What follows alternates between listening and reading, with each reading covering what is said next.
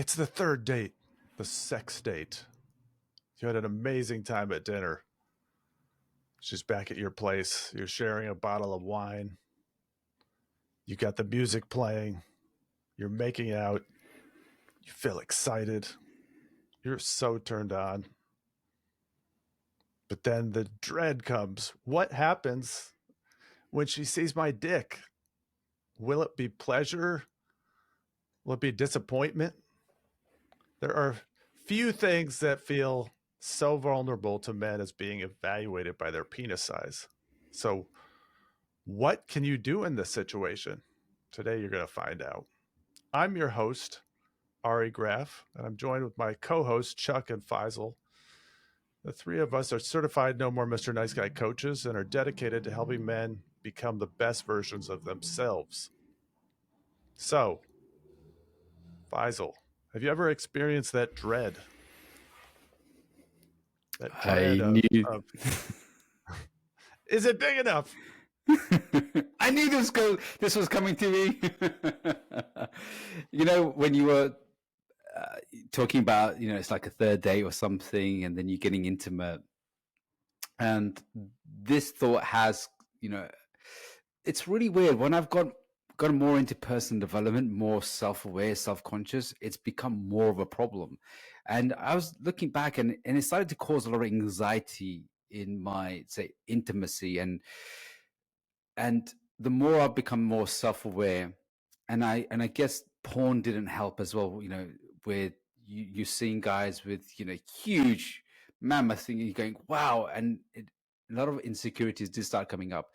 And I remember that has been time where I was with this girl, and we were having a really hot, intimate time.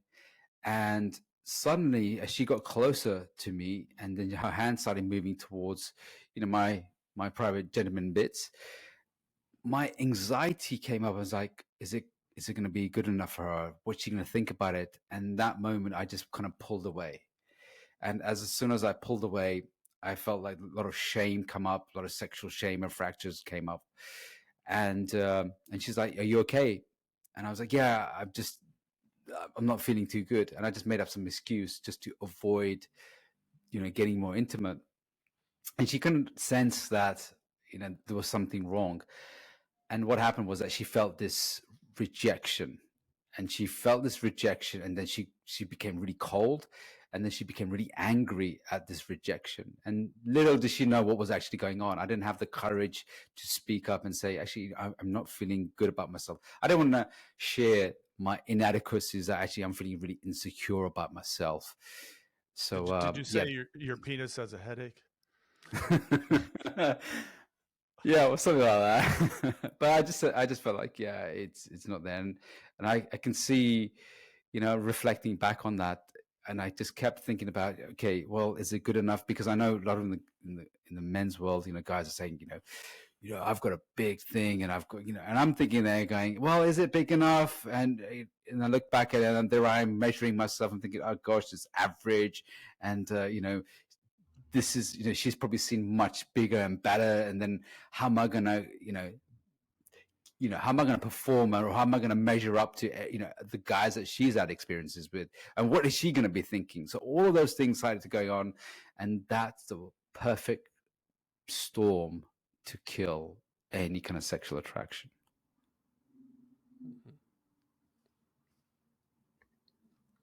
So what happened after that? Well, I just went back to bed and started crying. I didn't cry, but I just had some self-reflection, and she stayed over as well. So she was staying over because she was traveling, but there was a lot of tension between us, and I just felt really bad because I had rejected her, not on the cases of her, but actually my inadequacy, and I didn't have the guts at that time to have the courage to explain what it was. So You're bringing up an important point, is that it's how we handle our anxieties and yeah, and sort of accept what we have. That's so critical. yeah, it was all in my head. It wasn't anything to do with her, but she didn't know that, because had I had now, I would have the courage to, to say actually what's going on. I've done enough work to say, hey, actually, you know what, I'm feeling quite stressed here. Sometimes when performance issues come up, and they do come up because you've had a tough day, and then you're able to have a dialogue. I have no hang-ups about being able to have a dialogue if I'm not performing well, or if something's going on, or something that didn't go well. I'd be like, hey, this is the situation. And it's unbelievable how women are understanding about it, because you're able to connect to that. I wouldn't say all women are, but I would say majority. I would say 95% of women, when you're honest about it, they're great. Some women are okay. They just get closed and just want to leave. Enough about me. What about you guys? Chuck, have you ever experienced that dread? Yeah, certainly. I think that it's a natural thing for us guys, especially like Faisal was saying, with the porn and, you know, decades ago, people didn't have as many sex partners, as we do today. And so you're left wondering, you're not the first, you're probably not even the second or third, how many other guys has she been with? Uh, have they been better? Have they been bigger? How do I perform? And I think that it's a natural thing to have a lot of anxiety around this. But again, it goes back to your attitude about yourself. You know, I jokingly will say to guys, it's not your dick size, it's the problem. It's the problem is you're going after women who have huge vaginas. If you would just stop going after women who have huge vaginas, you would be just fine. And I got to interrupt. Do you know Ted Danson, the actor? yeah, I think he was married to Whoopi Goldberg, uh, and he said that sex with her was like throwing a hot dog down a hallway.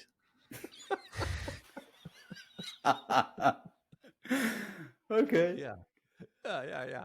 But I mean, we don't think about like, oh my God, she's got this huge vagina. No wonder I can't measure up, so to speak. And I think a lot of I'll hear women on social media or something like, I won't go out with a guy unless he's at least 8 inches, something along those lines. And I'm thinking, my God, woman, how big is that thing that you got to go out with some guy who's like, in the 1 or 2 percentile?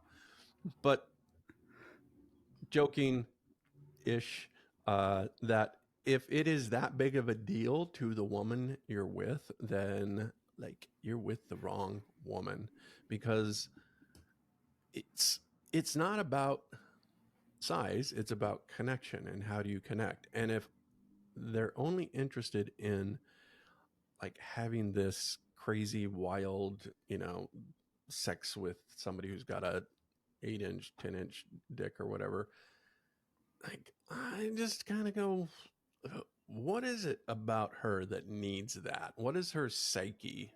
Where are her wounds and her trauma and things where that is the thing that's important to her? But I think guys hear that and then they say to themselves, oh gosh, I'm average or maybe a little below average. And so I'm not going to measure up.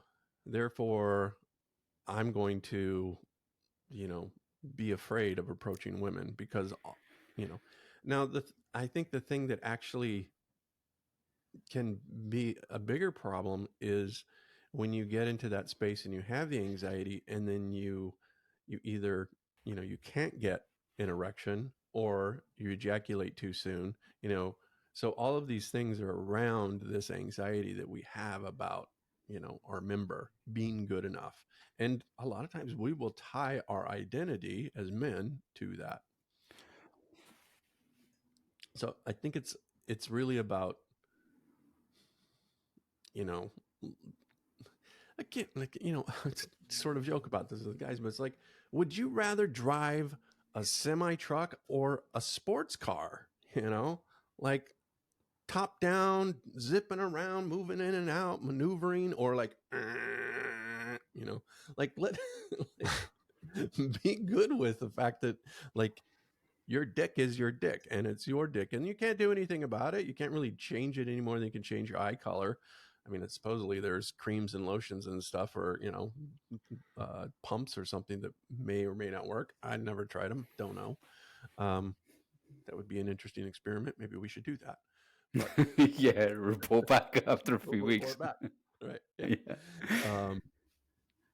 But yeah, I think we put so much of our focus around this one particular part of our body that it becomes the thing that creates the anxiety, that creates the performance anxiety, and then it becomes this sort of self-fulfilling prophecy.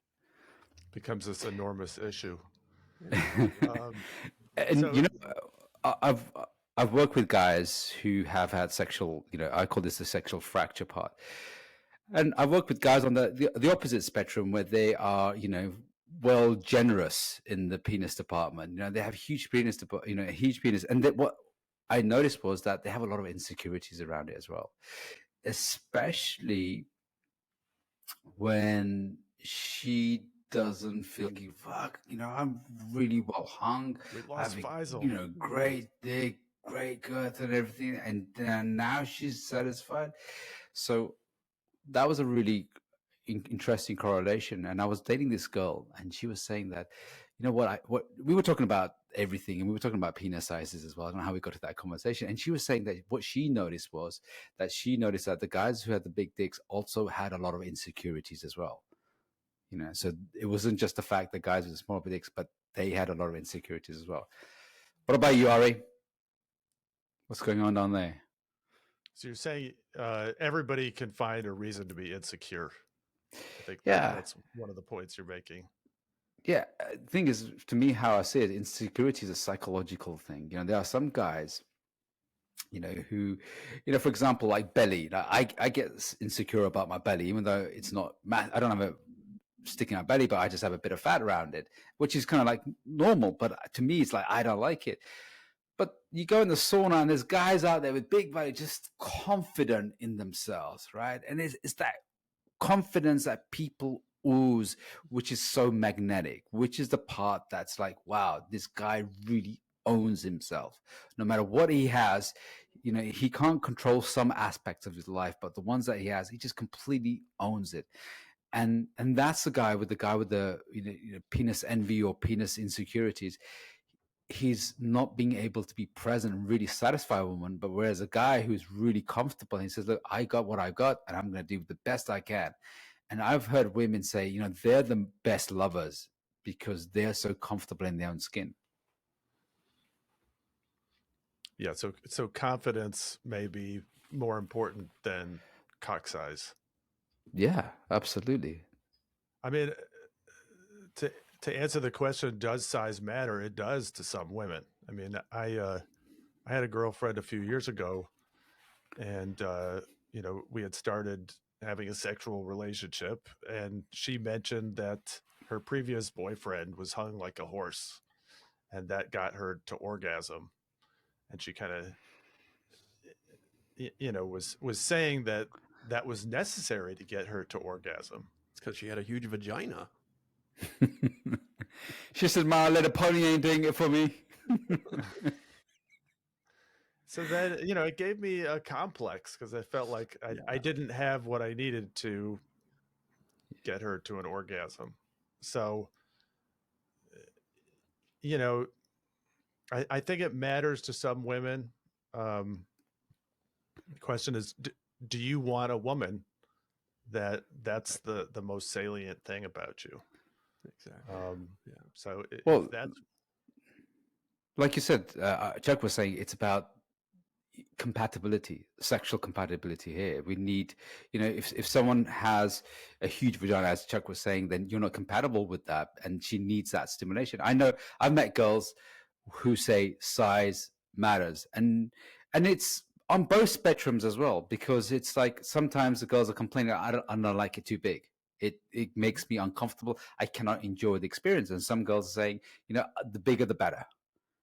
Right. And there are some girls who are in the middle who says, actually, the most important thing is, and in my experience, so I want to ask you this question as well, in your experience as well.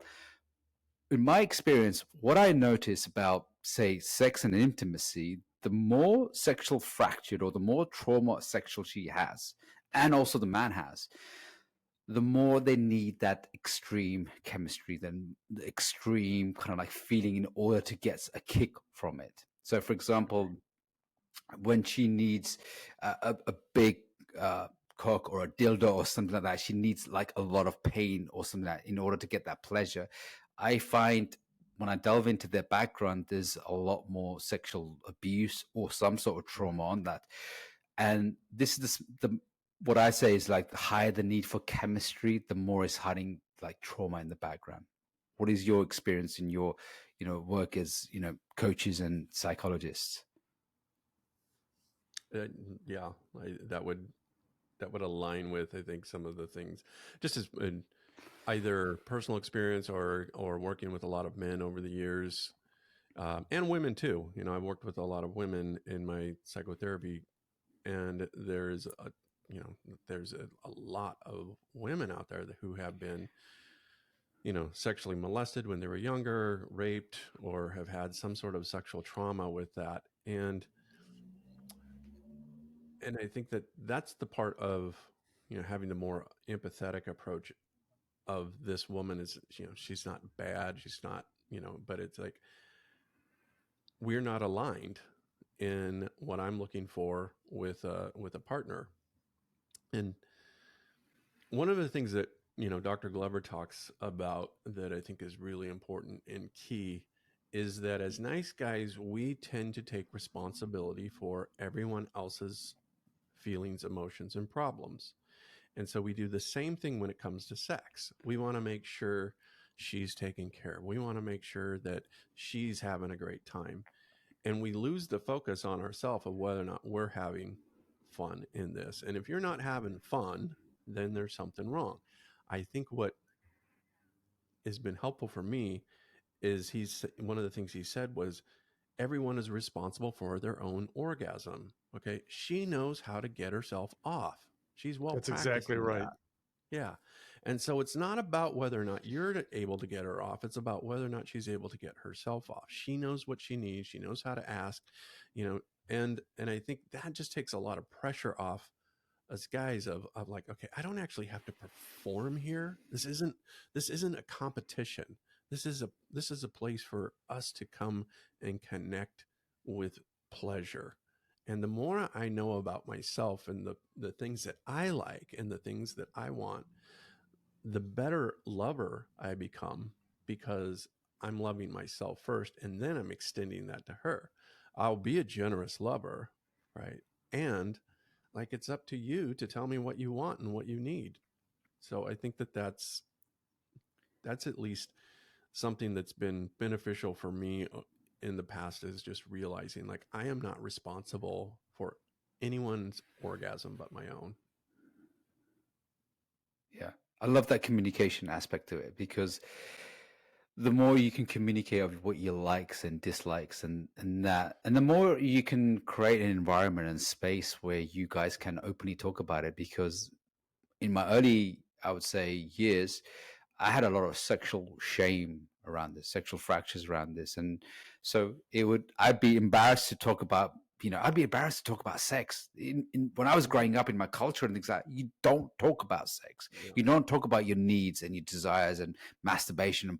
You wouldn't talk about that. So it was just at the, very early on, it was just an act done. And if you had a, mishap or something, or, you couldn't get it up or you came too quickly or something like that, you kind of like brush it under the carpet and just carry on. It's like, oh, okay, nothing happened about it. But now if you can communicate about, hey, sometimes this happens. Sometimes this happens. Sometimes because I'm stressed. Sometimes I'm thinking about this. Sometimes I won't respond to your advances because I'm feeling like this. Sometimes, and I like Dr. Glover's one of the rules, and one of the rules was that his last rule was that, whatever you say about, intimacy and sex, I won't take it personally. And that gives such a great opening to have openness as well. And it takes some work for her as well, because I've been with girls where I've been open about sexually, but they haven't worked through their sexual shame. So they'll just withhold. And I can tell that, there's something that they don't like, or there's something that they want in the bedroom, but they're not saying that. And it takes sometimes a long time for them to become, I said, non-avoidant about it. Yeah. Right. It's so attractive when you have a partner who's connected to their body, connected to their own sexuality, and can express what they want. Um, so I love what you guys said. You know, take responsibility for your own pleasure and your own orgasm, and it's up to your partner to do that for themselves. Well, and just to tag on there a little bit, orgasm. We see orgasm as the achievement, right? Oh, Yeah. I orgasm, or she orgasm, right? And when we make the orgasm the focus of the sexual experience, I think that we do ourselves a disservice, because it's the whole experience. It's the full body experience of being present, and like there's so much more pleasure to be had in a sexual experience than just the orgasm.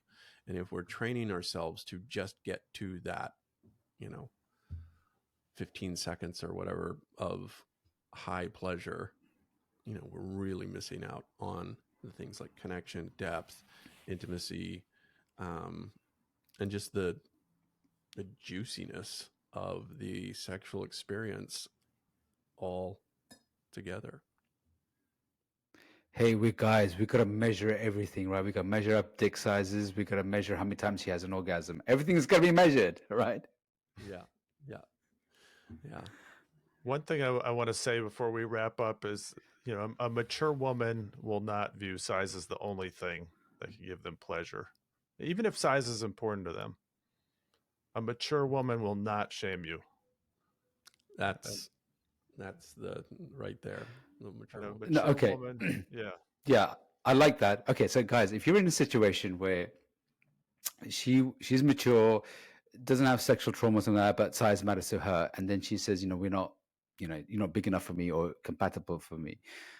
What do we do? I mean, if the relationship is going well, but that aspect of the relationship is where it's, like it just doesn't meet your each other's needs, right? So she's told you you're not big enough, and then that hurt you, and what happens? What do you do?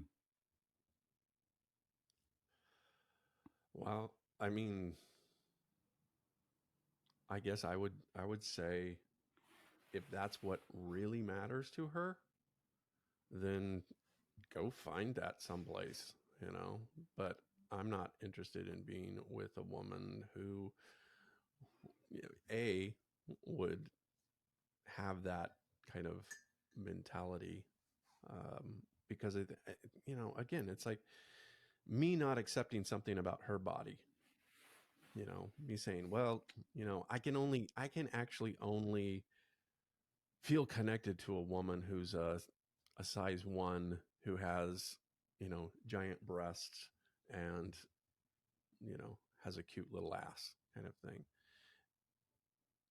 Okay, maybe there's some truth in that, but there's also some, like, thing of like my own hangups of why is it that that's what's important to me. Again, she doesn't need your dick to get off. So I guess the thing I would say, if that's the deal breaker for her, okay, well, Bye. yeah, It's a tough one, isn't it? yeah. Because if you guys are getting on well, and then it's just that part, and then I guess it'd be really hard to continue knowing the fact that you don't measure up to the fact. I don't think I could go into the relationship, knowing that, hey, we'll work through it. I'd be like, no, I'm not. I don't know. Maybe I'm not secure enough for that part, but it's Mhm, hard.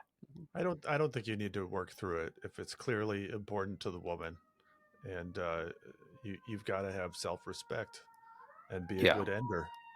Yeah, yeah. So I appreciate this little conversation that we've had. I think we've made an enormous contribution Here we go. Here's the to puns those now. guys out there. Uh, It was hard hitting for all of us.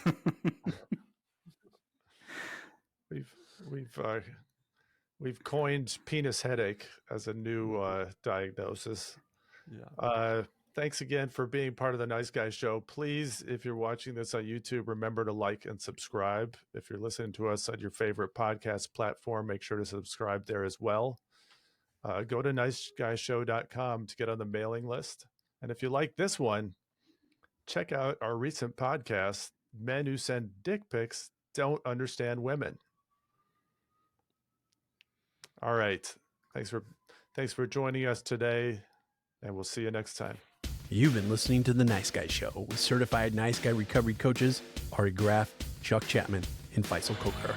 Be sure to subscribe to this channel so you can listen to our latest episodes and visit us on www.theniceguyshow.com. If you have any topics you'd like to hear us discuss, send us an email at support@theniceguyshow.com. Thanks for listening.